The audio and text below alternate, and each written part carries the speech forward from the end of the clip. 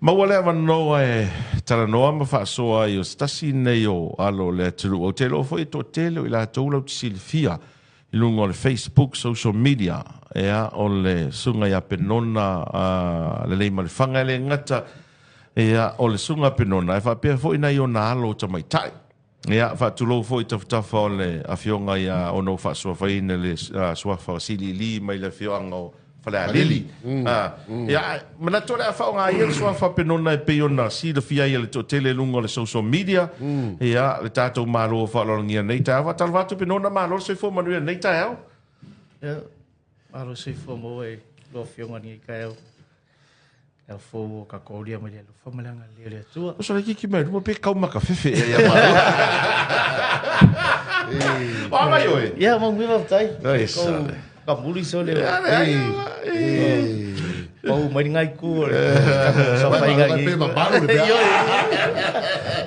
it's good to have you on our show and you know fia o wala wa ko mo wala ngo le ngo plan e mo se ama no so tele no ma fa so ya sa tu a pese uma su en alfa now ai o tu ia na o manatu te tala no ai ma fa so ai foi ma singe foi il sunga Bennona ona e popular tele Bennona lungo o le social media tele foi na followers se single father po se tama ele i fai se amba tu lo I raise many whanau tene se to lua o se fai a onga o se fai pisinisi fo no mga ko leva pe Bennona sei kau kala mai le lo soi fu wa ko kero ka ka ya o si lo kia o si mangala to tele o fena o ngai o fena fa na wa o fele te la lai nei fa mole a me se fo la o nai o fa na tene e to lu fa mole Bennona ya after lo fionga mole afsi ya ka lo fa ko to nu nei tai fo pa lo la vale se fo mo malangi ma ya tarsio manuia tau fei tu sa tatou manuia mai ali ia o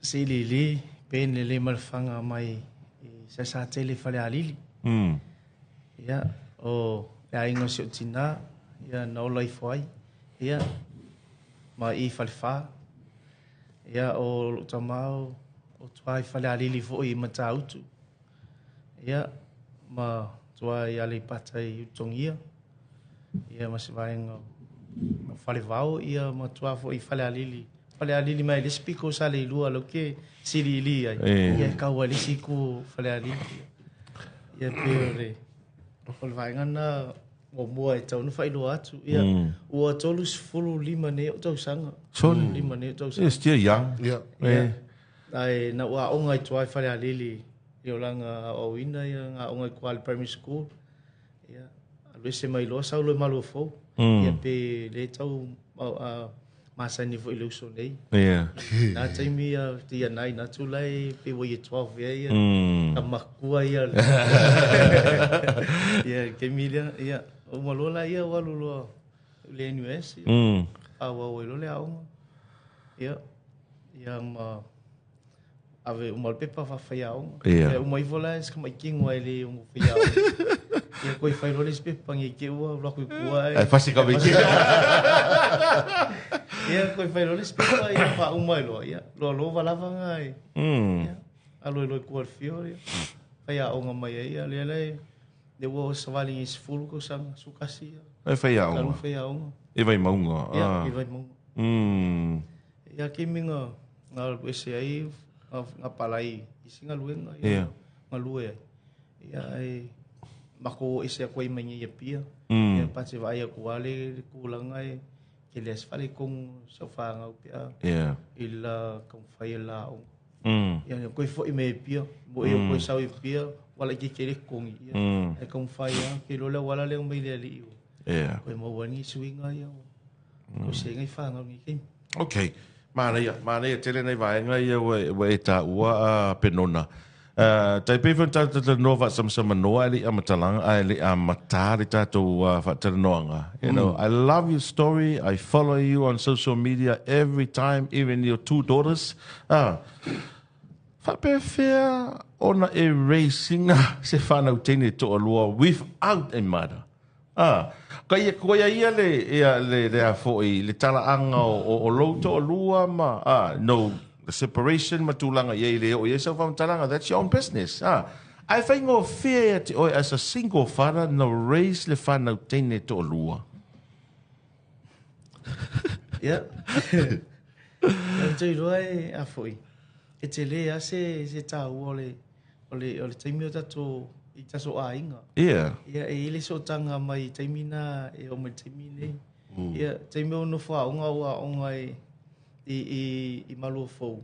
Ia I se o anko tupai le malfanga e o e lise. Okay. Ia fana taimi to tolu. E la hiki au le ua lo ia le skenge. La laua o fei luenga o makenge ke ia ai ora o mianga fai. E o se o anko malongo lo fenga luenga. Ia awa o fei pempa Kalo fai. Ia au laiti. Ia. O cousins ia ke ngeki. Ia ke le ase so ka inga mai anga I le mele o ka malama foi le. I le olanga kom fai le racing o ka mai ke le. But especially girls. Yes. Especially girls. Especially girls. Ia. Kom fai inga o mo loka mai ki o mo fa na nei tai. Ia. Ai o ka mai kai. Ia. E ke le ase lu kau e mai ai Visaia e a foi que vai a coio quem ele kama ia ka kele pole ai pe o waso ia no ia ele se pole ia o se fanga ia ele fai ngo mo e kusal mere ia e ka kele pole e pole me ia o ile ele kawanga mo ia lo ke mo o ngakong so le ia malkeminga o malkemia ia okay ia me uma ia le Kamo moele ali. Aro fa. Ko singa. Ala ma tu ole fa no tene. O le wa ta iva ni tau sanga. Ia. Iva ni tau sanga ia. Ma futa mai ia. Ia la fa kwa ia telefo isi so soni si matu kolisi fo I. Ia. Ina tina fo I matua. Ia. E kia ia ai fa ia le so ma kimio. Ia. Fa kai fo nga kemi pula o ngai ia inga isi fo I. A fionga fo ia wale ko ia. Ia nga whakanga inga ne wako kongu le aonga. Le iwa tau sanga le wai te mine. O la te mine a mata ia no awa la wasi le fia o ma lua separation. Ma siu tolo ma mua. A la te mine a mata na e racing a mai ai ia lau whanau. Fia o tau sanga o teniti. Ia. O a foi. O ke mua le lewa o whailoa ngai le mea ni. Ia. Ele o finge o le se o finge e race mai live ngave ese mai lai se fulu ele fakwa ele akos masinga le akos masinga ia au le si au foi o lo nga ave se utina ia o le foi mai la lo kinga mai e kukuila ia foi mai lo nge e sauma mai le kolong kausanga lua kausanga o sauma mai a lesi. Mai loa, maliu loa se utina ngei, ma koe o mai loa. Oh, okay. Ia lele ye lo finge le office. Ia. Ia vai. Ia pela e kau ia le so o ngai lo kinga pe fale mafo. Wai yo te gia te. Ia o lesi ngama mafuka mai o Easter. Ia o ala pe o lua male Afrika usanga e saulo so tina ave lo kinga o le fengo ko sia ko lua. Ia. Ia e saulo so kinga ngi ile umsanga I kuai fale ali ile makfarsa. Saulo mali o lo so tina ngi. Ele kangu kuai. Ai o koi fo I mai ia. Ia ke lo pela menga ku oi pa pe ngi ola e ke Amerika. Ai koi au mai foi mal fala vela. Ia le ala o fa. Ia o mai ke minha ia. Okay. Le ai. So ka finkangan mo kwa inga o koi mangkuanga me nga ave ese ai. Ia o ngala le sa oi male ko inga ma vo fa le ele skeli fa pia e skeli ma I love your story, Ben, and it's so blessed to see a single father raising two girls. Oh no, ole sila me ma tau tia le no mana o tade, tau te tantana noa, voi ma fa soa vo ile ia. O vai ko pe ka fe kai ke ki pe ka mo se kinge. Ai a fo. Ia, ai o le leiva ai ia. Ia ma whawhaika ia, le mga ia pōngisi fo i lei, kala moa lau whangau. Kai loa i o kere loa wai. Ia kei loa ai, o lau whangau, o lesi e pe e a foi, e kango fai lesi e whao soso, me ai le kaukala. E le kaukala e whao so lesi. Ia. Isa o lesi, o Easter, e kile mua. Ai pe ma aki foi ngale. O lesi la le pe whapulua menga le whapangan me. Kamalanga e makua le ngalu kuila le nga. Kamalanga le makua i mkaukia la. Ia ai okay ai kakangola e come down foi ngale ma e whaingo fia la le kenge le ia fish. Whaingo fia ngak whai aku e okay mai loa. Ar kakala le ngake ia Easter. Whenka kiri. Usa le makau whako whailoa le an mea le. It's good to know. Usa e a foi, e kwaia jalesi. Pase e kokongu e whenka ia. Lenga mama fuka mai ia. Ar kakala le ngalu ilo kinga. Le na pi o ia le fa pinginga menga iluma. Ia ai o malama ia o masangi foi. Whengo fia kaungu kalango ia. Ia lo faz po mai pe que manga o mais so friend na. Va ku o que calmo me singa mia. Ngama ko que ale o uma foi anga. Ai e va ku lo se si foi le e mo Paulo me le fai. O mo fai lo pe a venga le lo ko lua le. E mo ka fai lo ia wangi hurt. Wangi hurt feelings so kamiki. Ia se me ku puisingi ka la. And they understand it kulanga le. E me se a falunga sa fanga o ia fia. Especially girls, you know. E ia ke me le. Sao le. So you're still single now? Yeah, maybe video lo foi a po le kulanga.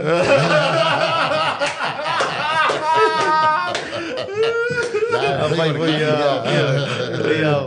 o lai fala longo mai ia. Ia siri. O le ai sai ele tene ro ele a me meulia, meu que por se Africa po.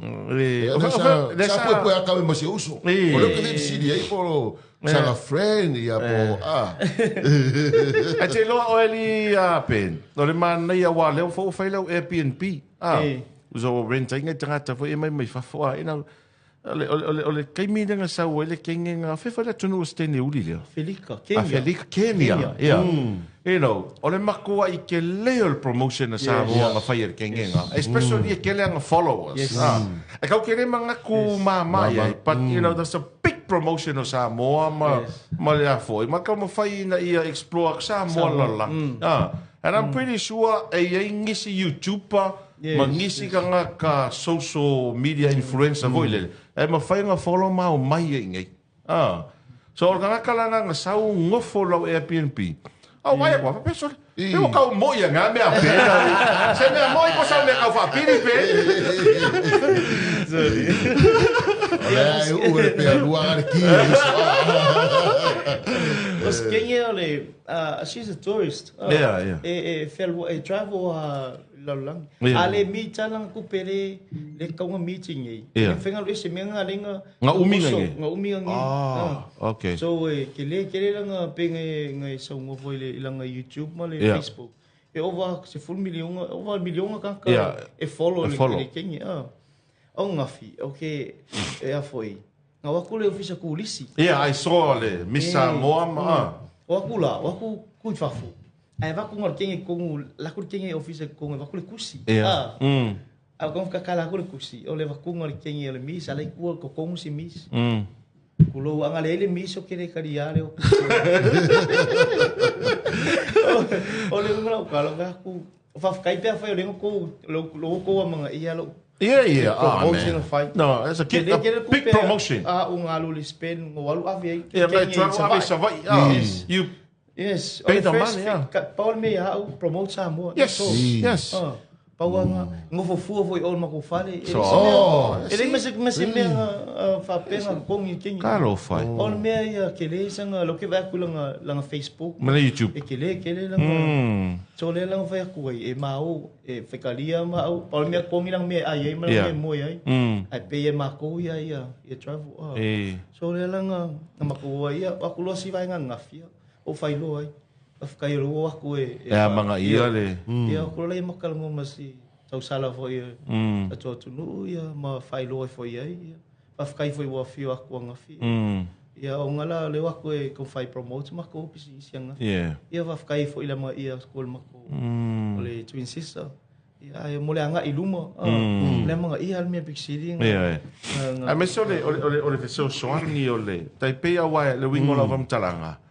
Olea yeka ko social media influencer. So Ben is one of our social media influencer. Fia our followers here.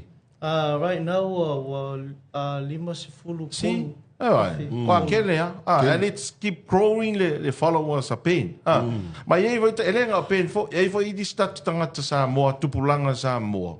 O level ko keva they doing a really good job if ala wi loa Samoa. So o ia ka nga tag ye Samoa Tourism Authority. Pipi tangata nei makua I promote ka ko kongu.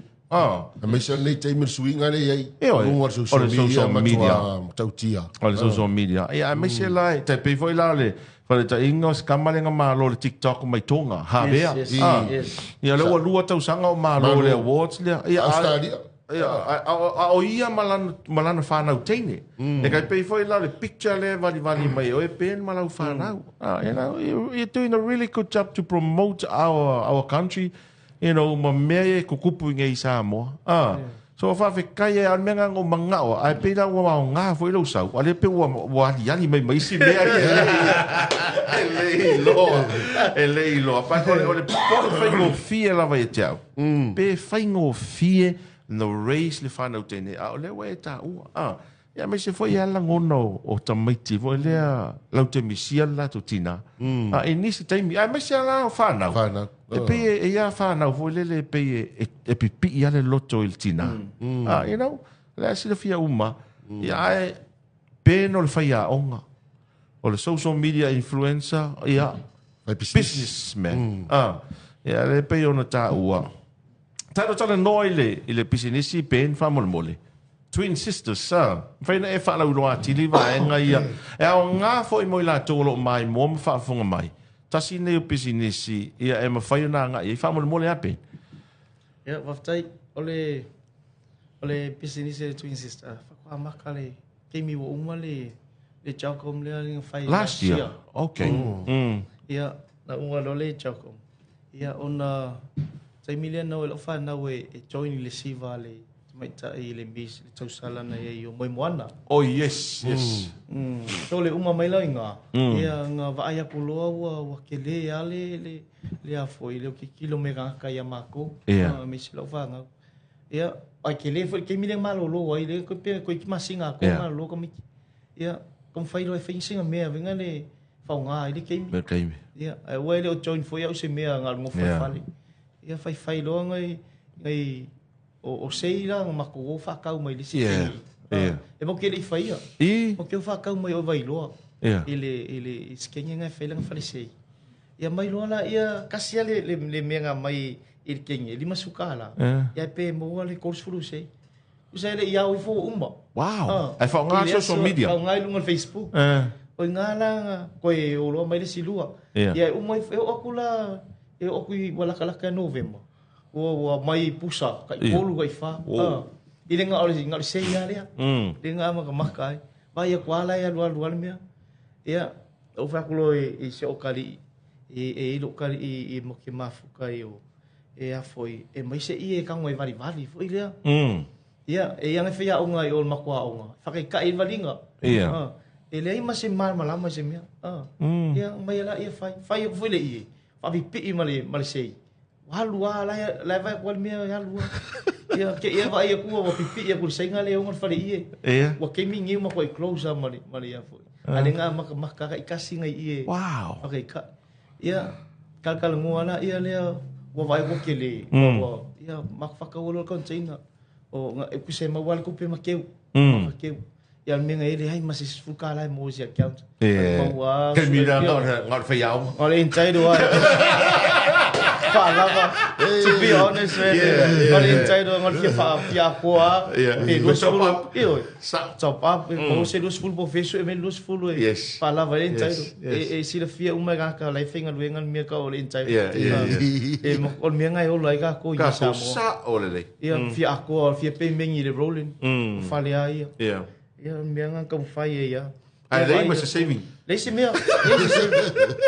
saving ia fai mari ala ia ia nga fakau le container ia e la se ko finge ngo fa skaria so ka i ro e a foi e mi san ko pe fala vai ko mo container was full of a container container le mo ie ia container le container fale foi le oi container fale ia yes ma fakau mai su senga ia mai lo e mai la ia fa ia marululo ia afala e fai e mako business ali si afai mo e kong lo fa ngo vai o fia e marulu ko ia mako ngo fale nga ia pero le ko yang si mako fale le e fai vea ia nga maka mai ko sa kia sale o mai fai ko sanga ia wa foi wa ai ko wa grow ai ele fenga luenga nga sis e faungalo kali e vali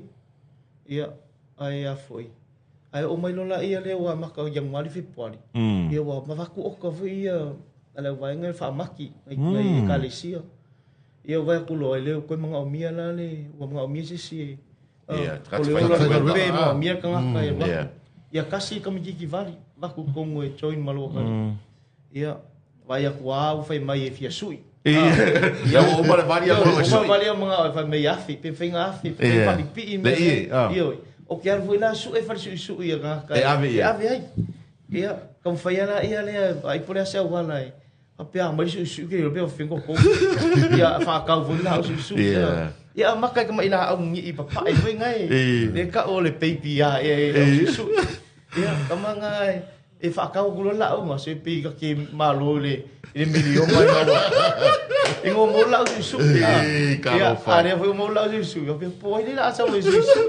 isso foi no Facebook pode ser lo su ela ko la su e ma ko ile le su ela ko ko ai mala au pe ko ama ka mai na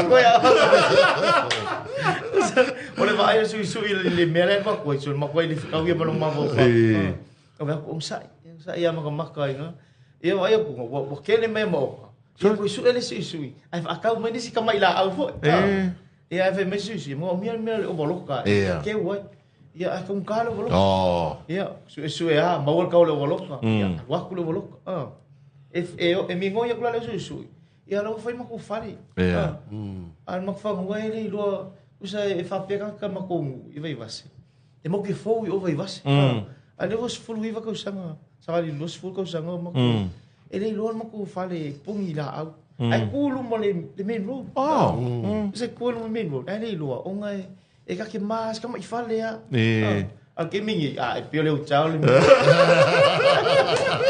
sorry e ma ko ai usa le o ke mingi lo ka le wa fai mo ia fale luma ma fale nice o mai fale ma ko fale sorry o me i mo business kai wo o sau i ko ingola wo fo yo karsanga mo la mo kai vo i e fio ngala wo fo mo fa mo ingol ia me i lo kai ai a pela o le lo plan me la fai lu mo ko mai me ren fe mo ko sau o mo ko me i lu mo fai ko fa fo mo ko fa ia ale mo ko me u kasi mo ko masinga kalung fa ngan mo fa fo ia o ma vo fa me i mai lu mo ai ku lo ku fa arrange e nga ke pack up inga kai le business why we never know ke pole ale kulang ai ia ke milangi usala lo fa nga uma fa le lu arrange la wa ki pai uma malo ke mi ia ma ko lo mo la wala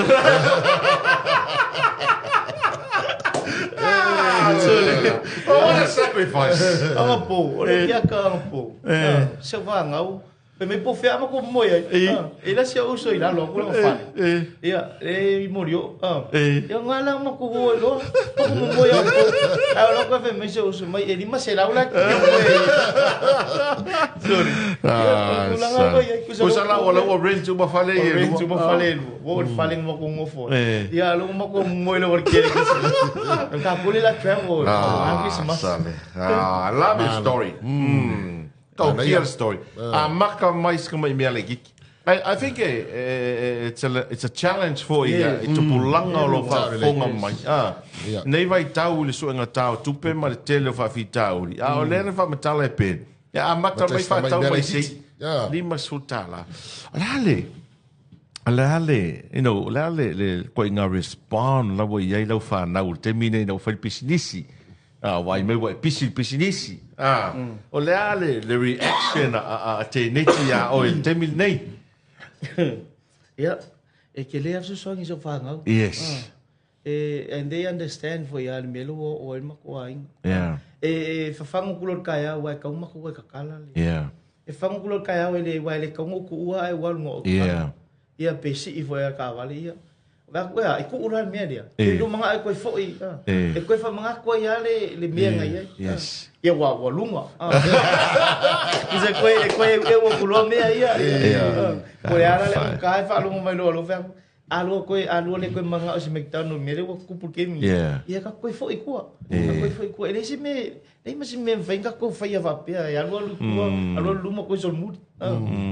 Ia male mal kulanganga ia e kele ale la support mo ia aku fengai kangaka e look forward e wakula ia ia isi kimi e koiwanga kangaka e fe manga o e meet e fakali ia se walo piki mai pu e se aka sa ole ia e fa fakai foi ia ku ole ele la kulangulangu ia me se ngai kangaka mai fafor ko kele o mako ka kasuma so fafu ia male mealia e fa maung e fai ne ia sa ole o tongi mo le tupe averoka averoka ole mai ku uve mai ku wa ki anga ia fa maung I fai ole once e mai ele kupe mi ngoi ro fai e lo me ngale kupu ke le o ngai uso fo impo va le fai el mia le kulanga le Kele ko pe mo me lo ko vai fale ofu kele o yengi. Le ki o vo so le a fa maung ia. A maung I customers. Ma fa maung I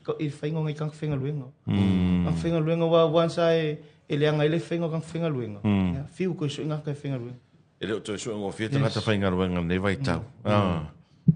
Malo pe. Pare tele le share pe le ta pe no la fenga luenga. Ya to fai fa na. Ya le foi to fai business. Ya le stupo la telefoon quale ia se me kasi fo. Ale vo la vo yo. Le vo comment mai ia le missionary malo fatasi mai na amata ti ele se fo alo fa to pe. Ona fe tonu no foanga lo ile twin sister le a tato fa mol mole. Ia o ile mang fa tonu ale I matautu. Okay. Ai ga tonu le na ile le a foi le fali meli tuai ia soria ia le fa sanga I male Ross. Vai ngali traffic ale official leo. Fengo fia na su. Ia ngala ele ia ku mai ale National Bank. Ia ai ile mako Okay. Fali ofu. E ma fai o tonu fai toninga Ia saule eu ngai kalesia ia fai la ko suko luaso ia ngai kolisi fo inga fai la ko price giving ia Frankie fa tai fo I nei company inga so swanginga ia fai la ko konginga la ko fainga luenga ia kai kele ase so swangi mo ngai kangaka. Okay, mai mo fa fonga mai le tanto tunu le utala tu e pen le tala anga ia o siona a inga mai se fo I o le pisinisi masiana fa na tene. A vai fa fonga mai tau sa ili ia se puletasi o le alava le ofu po le toninga le wa fa fonga le no foanga o lo iai ia ina le manga fa le matautu.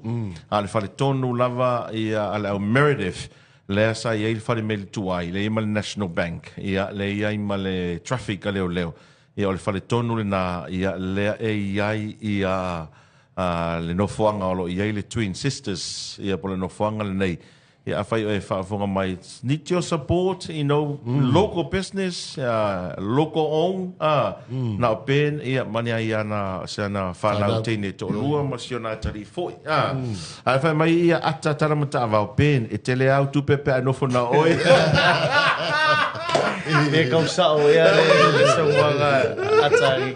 So you planning big day? Yeah, for terminate. Si mafu Awai lo eternity. Ave famomo. Awai lo eternity. Di ai. Vai estava visto. Ficar mere a kan que date foi pe que quero meet que solo vai po ele se me o foi ganka o ngi o kalu me inga. E vai ficar calmo. Pu se fai lo vanga. Porque ela foi olhar o ngale o foi a kan fi. Ave lo que foi vai ma que se e me lo que a lua ia. Da pi chou foi nga. A que o ko piki ve se le ngari ve ngale. Sole ya lo ko piki mai o ese foring ka se vai ko foring mai me linga. Esa pele fi mari ngai foi a o sole ala ma rua é serious ali o mai. Ia ko manga pa ko no kanu lo piki no ko lo ko manga vai o kanu ko fe ko ai mari Yeah, malo va tai tele up in nei tai out. I think if I tell lunga ta no tele no. Wala sa oi fautuanga I tupulanga Samoan nei vai tau. A mai se leva to suma tupu to sanga ma tu lo so ifua. And especially a single father. Wai e ana ta mal te mil nei. Yo. Ia onisi wa mari liu ia tina, a onisi foi ia wa te apo o to faile to lo. Ngalo e piki rai ko mai. Ala sa oe fautuang. Ole wa ui se vai ia. Ole sa oe fautuang. So oe, fa malo si au ila tolo ui vai nga ia. Ia waftai ole fautuanga mo tatou. Ia me se ngai kupulanga fo i lo o i fa fitau. Ke mankua se ko ma ia se o anko fo in kausia. O lan kare au. Ke reso faku. Inga ua i fa fitau den mai.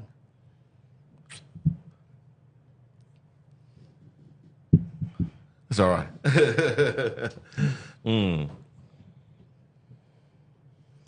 Ai se fana. Ai fe mi se anko i te. Pekerero fak. Ai kerero fak ngal kanga kai le se fak. Ya, o ma fa wala ia. Ya pe mak fai mai va ko mai ke kausi. Tau se nei. Ya va ku le. Pe ya o fa fika o ya. Fa fika o mal me nga ya o di simela. A fie fua ma ave le fua ya. Ele simela a fie fua ko ai nga ye. Fa fika o le pakingo ya ka ika. E mo e mai la ko so soang. Ai fa fika o ya ka ika ya. Ika ke loa ka ika. E ke mi ka ke fa vai vai. Fe mai inga ua fa mo fa inga fa fika o lima vesi ma ia mai uanga le ko o sele ia ai o ke ma fa wa le ka ke kilo lumana I fa na wangi si me ko mo ia ki kilo a fe lo mo ngai fa na vai po le ale me e manuia ila to ia ave lo fa mo mo po le ala vale me e a foi e tate lo e manuia ina fa na ave lo fa mo oftai o lango mau mai foi isio o mato a inga foi ta ma foi in tam fai ia te le lava sa o nga mo mato ia awole fa vai awole fiu mo fie lo I kau aso uma ke ala mai a il kai au fi ai malu kau sa ai malu kau o ka fale o ka ngaka ngai ko ke fafsanga ia so o lau fa na o lo I kau e muli alo I kau mai o is ka ngaka ai ke va ia o lo sio manga lo I tau ia o ma le tulanga na ia fai loa foi lo fai a matana I tano e kango e develop lo ainga ia so lunga toi man por kalame o le 685 morning show nei tai ao manuia tele fa so songa le tino fa so foi ia